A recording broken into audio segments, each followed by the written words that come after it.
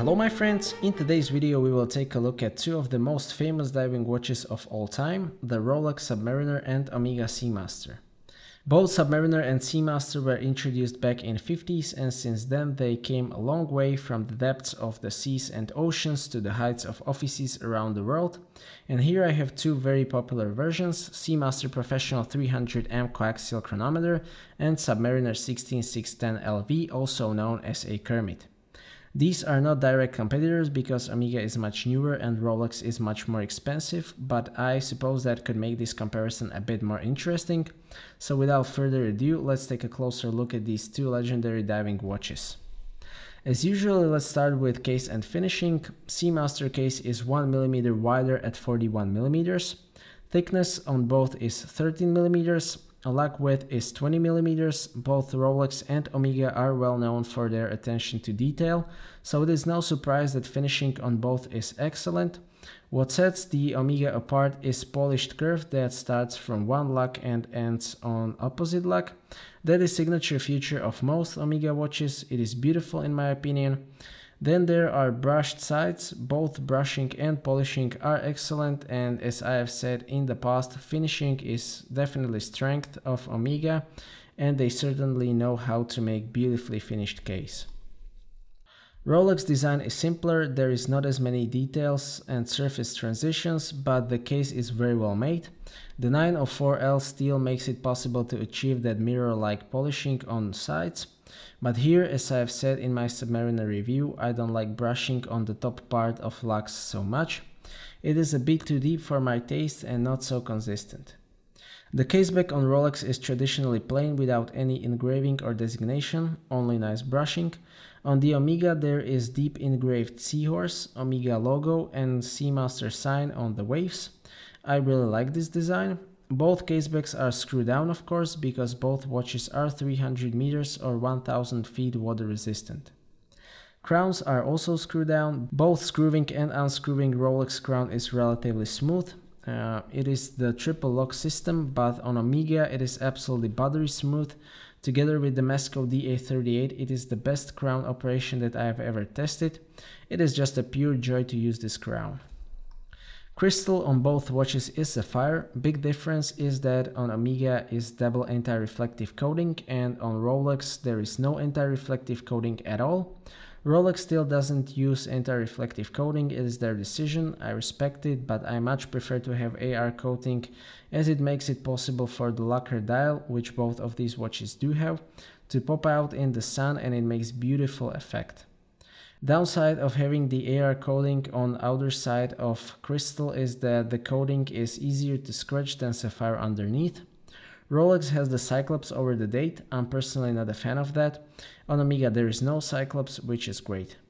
One extra feature on Seamaster is helium escape valve. Almost no one will ever use it. It is one of the love or hate features of Seamaster. I personally think that it is nice to have that extra crown. Wearing comfort is excellent on both. Rolex is a bit better because there is not as much metal on it, and the bracelet also tapers down to 16mm.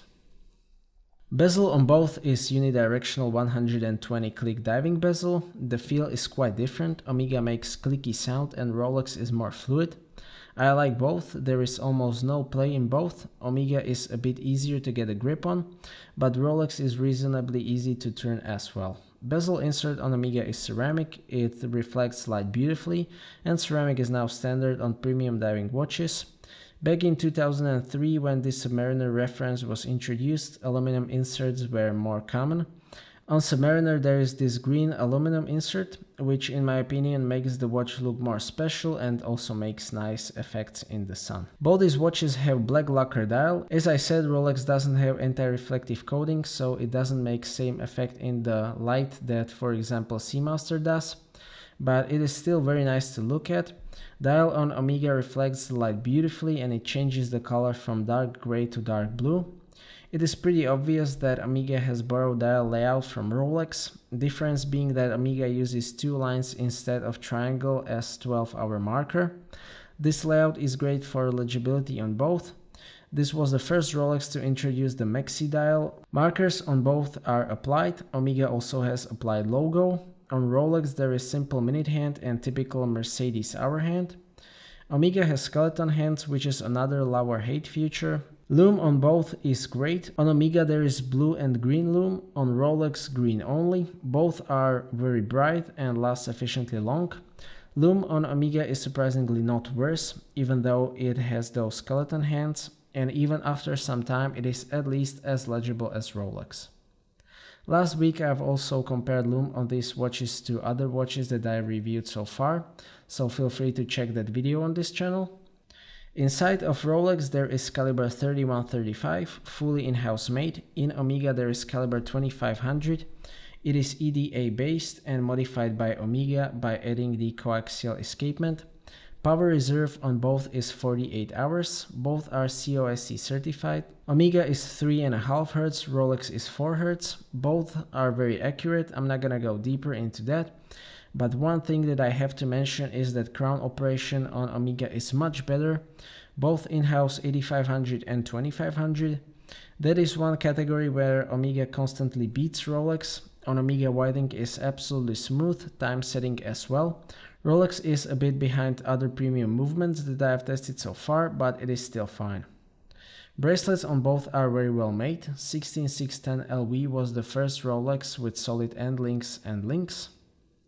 This bracelet feels very solid and tapers down nicely to 16mm, which is one of the reasons why this Submariner is the best watch in terms of wearing comfort that I have tested so far.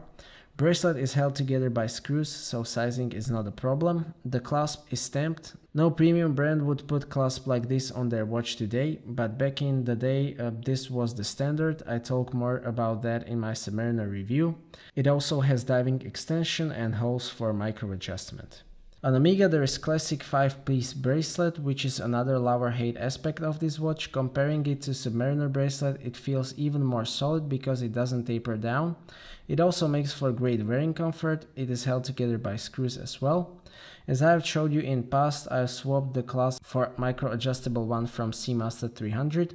I absolutely recommend this upgrade. This is one of the best clasp overall, and I actually like it even more than Rolex's Glide Lock, because that one has friction based micro adjustments and here we have push button that is easier to use.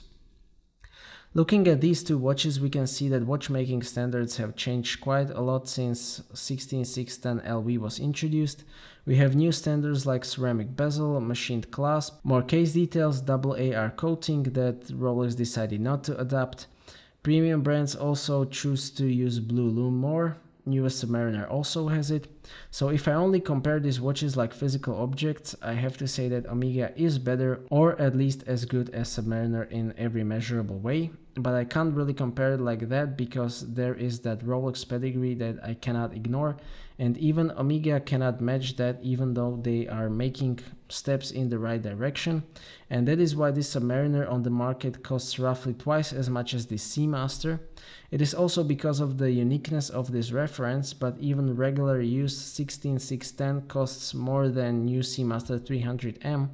So if someone was deciding whether to buy used Submariner 16610 or new Seamaster Professional, which is a very realistic situation, I would say that it depends on whether you really want the watch to be Rolex or you just want the better made watch.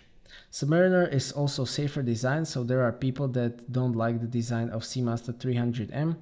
But judging by what I see on forums, I think that this is still the most popular Omega, even though they don't advertise it at all. So that is my humble opinion, and I would love to read yours in the comments. Big thanks to owner of this Submariner for borrowing me this watch for a review and this comparison video. That wouldn't be possible to make otherwise. Thank you for watching this video, I hope that you like it. If you did and you don't want to miss my future videos, please subscribe. Also check out other videos on this channel. I always appreciate your feedback in form of thumbs up or thumbs down. If you would like to ask anything or share your opinion, please do so in the comment section, and see you next time.